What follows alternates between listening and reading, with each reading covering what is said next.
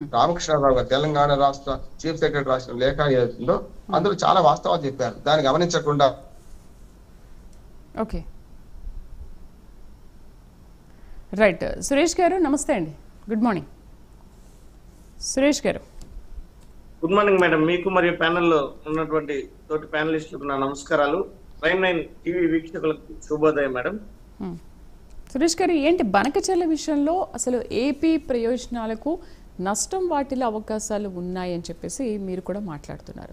అది ఏంటి, ఎటువంటి నష్టం వాటిల్లే అవకాశాలు ఉన్నాయి, ఎందుకు ఎటువంటి మేడం ఇక్కడ ప్రయోజనాలు ముఖ్యంగా ఒక తెలుగువాడిగా ఇరు తెలుగు రాష్ట్రాలు కూడా నష్టపోకుండా తెలుగు ప్రజలు ఎక్కడున్నా కూడా ప్రయోజనాలు అందరికీ కూడా అందాలని చెప్పి భావించే వ్యక్తిని నేను.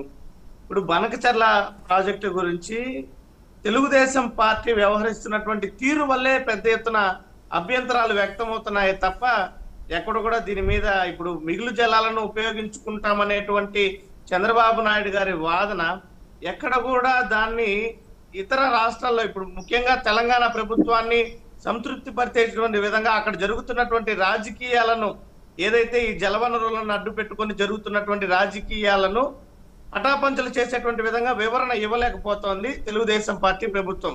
పైగా ఇంతకుముందు విశ్లేషకులు రామ్మోహన్ గారు చెప్పినట్టు రాష్ట్రంలో ఆల్రెడీ పూర్తి కానటువంటి నీటి ప్రాజెక్టుల విషయాన్ని ఏమాత్రం కూడా పట్టించుకోకుండా ఉన్నఫలంగా ఈ యొక్క బనకచెర్ల ప్రాజెక్టు మీద ఈ రకమైనటువంటి దృష్టి సారించడం చూస్తుంటే దీని మీద పెద్ద ఎత్తున అనుమానాలకు తావిస్తుంది. ఇది కేవలం కేంద్ర ప్రభుత్వం యొక్క సహకారాన్ని ఉపయోగించుకొని భారీ ఎత్తున దోపిడీకి పాల్పడమే అనేటువంటి అనుమానాలు కూడా తెలంగాణ రాజకీయ పార్టీలు చేస్తున్నటువంటి ప్రధానమైనటువంటి ఆరోపణ.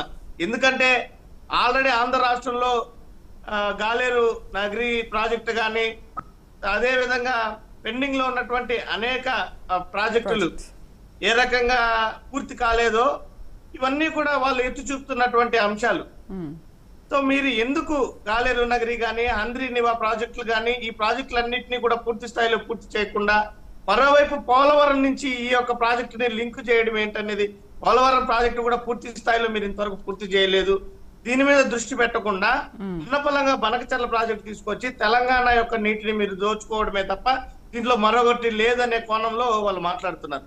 అయితే టెక్నికల్ గా చంద్రబాబు నాయుడు గారు కానీ తెలుగుదేశం పార్టీ కానీ చెప్తున్నది మేము కేవలం ఎక్కడ కూడా మీ యొక్క వాటాకి మేము అడ్డు తగలటం లేదు, మిగులుతున్నటువంటి జలాలను సముద్రం పాలు కాకుండా మేము వాటిని వెనకబడినటువంటి జిల్లాలకు తరలించడమే మా లక్ష్యం అని చెప్తున్నప్పటికీ కూడా ఎక్కడ కూడా ఈ దీన్ని వివరించినటువంటి పరిస్థితి కనపడడం లేదు. మొండిగా ఆయన ఈరోజు ఏ అనుమతులు లేకుండా పర్యావరణ శాఖ కానీ అటవీ శాఖ కానీ ఎక్కడ కూడా కేంద్ర ప్రభుత్వ శాఖల్లో కానీ కేంద్ర ప్రభుత్వ సంస్థల్లో కానీ అనుమతులు తీసుకోకుండా వెళ్ళడం అనేది గొడవలకు తావవుతున్నటువంటి అంశం.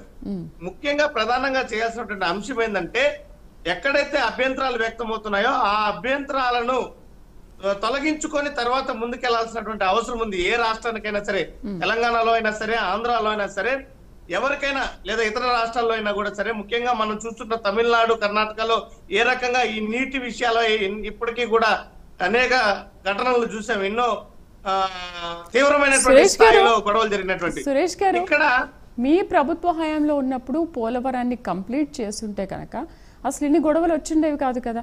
మళ్ళీ ఇప్పుడు పోలవరం అనేది మొదటికి వెళ్ళింది కదా. కంప్లీట్ అయిందంటే దానికి ప్రధాన కారణం జగన్మోహన్ రెడ్డి గారు మేడం. హంద్రీ నివా గాలేరు నగరి ద్వారా ఇప్పటికి కొన్ని ప్రాంతాల్లో నీళ్లు అందుతున్నాయి.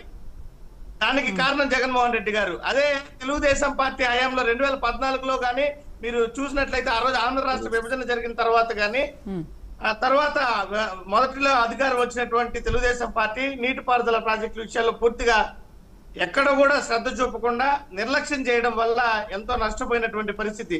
మరి ఇప్పటికీ కూడా గాలేరు నగరి హంద్రీ నివా ప్రాజెక్టులు పూర్తి కావడానికి కారణం తెలుగుదేశం పార్టీ దృష్టి సారించకపోవడం వల్ల, దానికి తగినటువంటి నిధులు కేటాయించడం వల్ల ఇంతవరకు అప్పుడే ఇప్పుడు టీడీపీ ప్రభుత్వ హయాంలో ఉన్నప్పుడే దాదాపు 75% పోలవరం పూర్తయింది అని అన్నారు. తర్వాత మీ గవర్నమెంట్ వచ్చింది, ఓకే వాళ్ళు పూర్తి చేయలేకపోయారు. అట్లీస్ట్ మీరు పంతానికి పోకుండా మీరున్నప్పుడు గవర్నమెంట్ అది కంప్లీట్ చేస్తుంటే ఈరోజు పోలవరం అసలు హై లెవెల్లో ఉండేది కదా. మీరు గమనించినట్లయితే గతంలో ప్రధానమంత్రి నరేంద్ర మోడీ గారు ఒక వ్యాఖ్య చేశారు. ఇది పోలవరం ప్రాజెక్ట్ జనాల కోసం కంప్లీట్ చేయమని మేము చెప్తుంటే ఈయన ఏటీఎం లాగా వాడుతున్నాడు చంద్రబాబు నాయుడు అని చెప్పి ఒక సాక్షాత్తు దేశ ప్రధానమంత్రి చెప్పాడు. అది చంద్రబాబు నాయుడు గారి నైజం మీరు గుర్తించాలా. చంద్రబాబు నాయుడు గారు స్వప్రయోజనాలు తప్ప ప్రజా ప్రయోజనాలు సేమ్ డైలాగ్ మీకు కూడా చెప్పారు కదా, చూసుకున్నటువంటి పాపాన పోలేదు. సేమ్ డైలాగ్ మీకు కూడా అన్నారు కదా, ఏటీఎం లా వాడుకున్నారు డబ్బులు ఇచ్చినవని. మీకు రాష్ట్రంలో గతంలో ఉమ్మడి ఆంధ్రప్రదేశ్ లో గాని విభజిత ఆంధ్రప్రదేశ్ లో గాని వైఎస్ రాజశేఖర రెడ్డి గారు కానీ జగన్మోహన్ రెడ్డి గారు పెద్ద ఎత్తున దృష్టి సారించింది వ్యవసాయము నీటిపారుదల ప్రాజెక్టులే. మీరు చూస్తే జలయజ్ఞం ద్వారా 84 పైగా ప్రాజెక్టులను వైఎస్ రాజశేఖర రెడ్డి గారు తీసుకొని వచ్చారు. కానీ చంద్రబాబు నాయుడు గారు చేసింది ధనయజ్ఞం ప్రాజెక్టుల పేరిట. ఆయన ధనయజ్ఞం చేశాడు కానీ ఏ రోజు కూడా జలయజ్ఞం చేయలే. జలయజ్ఞం అంటే గుర్తొచ్చేది రాజశేఖర రెడ్డి గారు కానీ జగన్మోహన్ రెడ్డి గారు. ఈ రోజు రైతులందరికీ గుర్తొచ్చేటువంటి పరిస్థితి.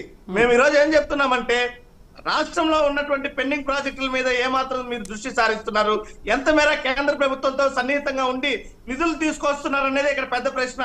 ఎందుకు మీరు ఈ రోజు అవసరమైనటువంటి రీతిలో నిధులు తేలేకపోతున్నారు? రాష్ట్రంలో పెండింగ్ ప్రాజెక్టులకి పూర్తి ఎందుకు చేయలేకపోతున్నారు? వాటి పనులు ఎందుకు నిర్దాక్షిణంగా వదిలివేస్తున్నారు?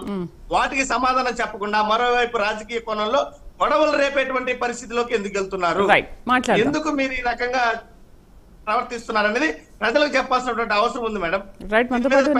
తీవ్రమైనటువంటి నిరసనలు వ్యక్తమే కాకముందే సౌహృద్భావ వాతావరణంలో ఇరు రాష్ట్రాలు పరిష్కరించుకొని ముందుకెళ్తే బాగుంటుంది అనేది మా అభిప్రాయం. రైట్. టీడీపీ అధికార ప్రతినిధి నెల్లూరు నుంచి దుర్గా ప్రసాద్ గారు జాయిన్ అయ్యారు కాబట్టి మీ